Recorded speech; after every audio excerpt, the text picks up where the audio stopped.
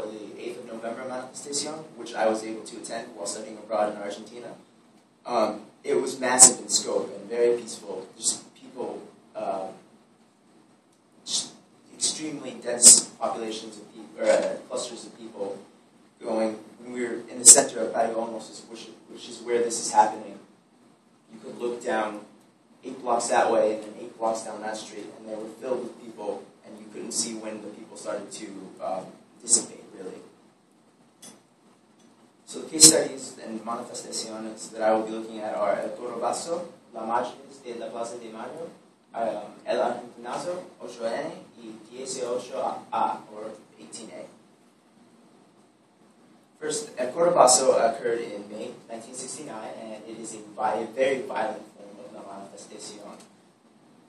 It emerged from political and economic discontent, which politically the regime at the time, the Angonia regime, censored the press and banned political parties.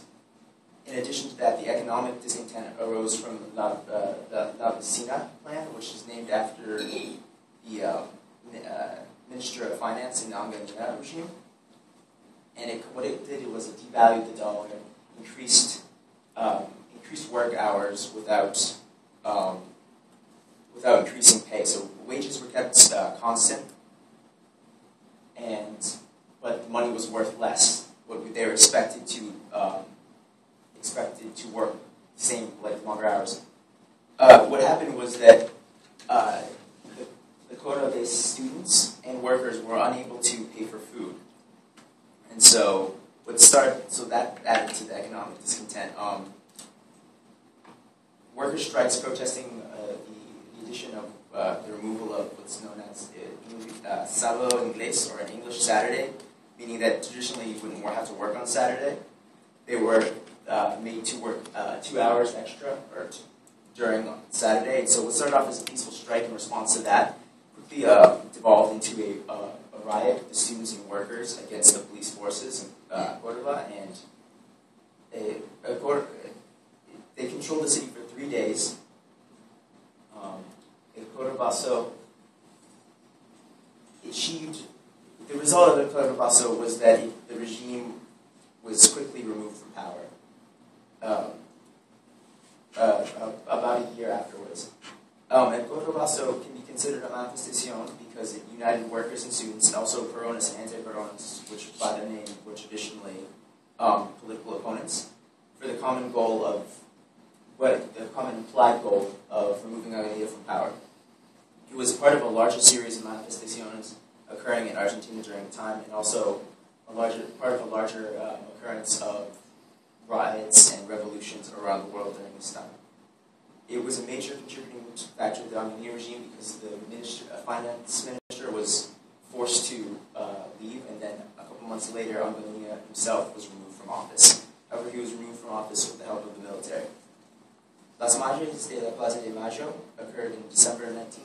There were many protests, but the biggest one, the manifestación, occurred on December 1981.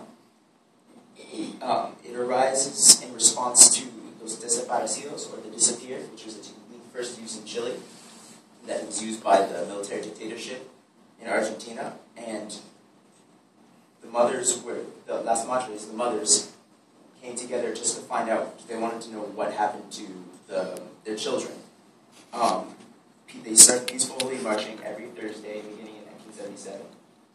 They do not achieve their firm goal of the Las Marches, which was to find out what happened to those desaparecidos. However, they are a manifestación because they caused change. They were able to attract international attention, which in turn led to international pressure on the government of Henry Videla to open up about what was happening to those desaparecidos, which in turn caused his regime to fall apart. It united all Argentinians in the end, where in the beginning it had only been people who had children lost or disappeared. It became more about Argentines coming together to find out the truth, whether you had known someone or you related to someone who was disappeared. Next, we have El Argentinazo, which occurred in December 2001, and this is, unlike the previous to manifestations, the change that it created, which was regime change or government change, this change was created peacefully without the military intervention. So it represents a manifestation of the people. It was caused by political and economic frustrations, such as politically everyone was unhappy with politicians who were unable to represent the wants and desires of the people. Economically, the government of Presidente Fernando de la Rua had devalued the money, and also, in addition to that, the economy was stagnating. There was been 4 years of recession in Argentina. But the final straw for many people was that his government restricted the amount of money that you could take out of the bank each week, which made it so people were unable to buy food. And so it was started off as peaceful protests. It evolved into looting of grocery stores because most of these people were starved and hungry. Later in the night, it became what's known as a Cacerolazo manifestación, which is a form of protest that was first recorded in Chile and represents the use of pots and pans to make noise as a form of political discontent. United workers, the middle class, and the unemployed. It occurred nationwide in various urban centers, and it swiftly and effectively achieved the implied goal of political regime change, as evident in their motto, "Que se vayan todos," which means "let them all go." And that's true. That's really how everyone felt politically. They felt underrepresented. They didn't feel represented by their politicians. OCN, or the 8th. This is the one I was able to attend, November 8th, 2012. It continues in the same peaceful model as Argentinazo. It was national and it occurred in various provinces. It was all over the news that day. It was also international in scope, which is interesting. And this protest was started as one movement against the 7 government campaign, or the 7th government campaign, as an ultimatum to the media company Clarín. It quickly evolved and developed and branched out with many people with diverse views, different political ideologies coming together to support this. There was no one central organizer of the OCN, and there was no real official state. Well, in general, everyone was disappointed with the government's inability,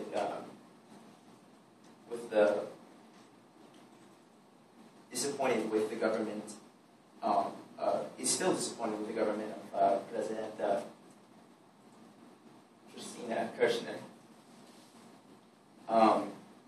It's too soon to see what kind of change OCN will produce. And the OCN also evolved into a response to corruption and judicial reform that was recently passed, and that's what this next one, Ese Ochoa, is about.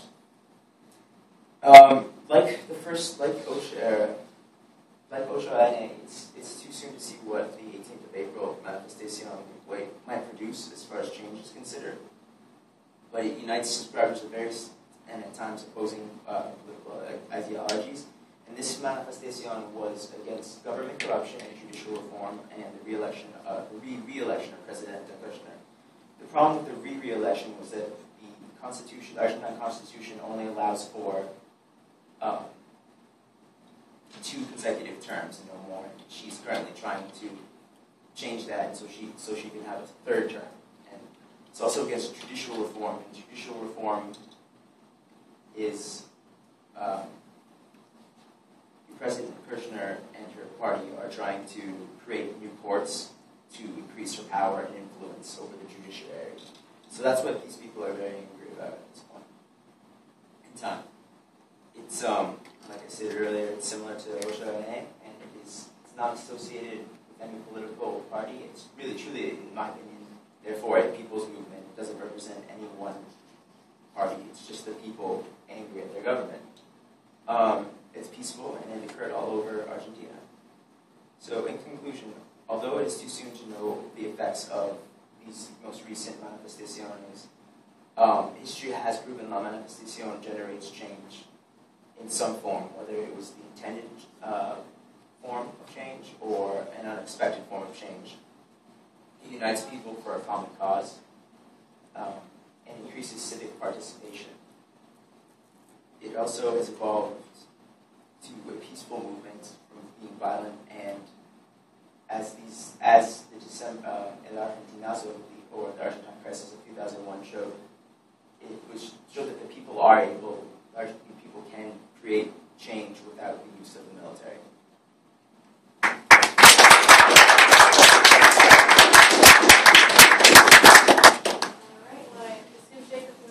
Questions, comments, and while that process is happening, I'm going to go ahead and switch up the computer. Questions? Do you have any comments or opinions comparing civic participation in America to Argentina? I think it's media coverage, I think. Because we do protest here in the United States, but the media doesn't always focus on that or show it. I mean, it's out there. You can find it, but it's not as available as it is in Argentina. In Argentina, you would always, like, if there was a protest going on, everyone knew about it. And it was on all the news channels. And it wasn't just, you hear about stuff in different provinces. So, I think that's a big difference.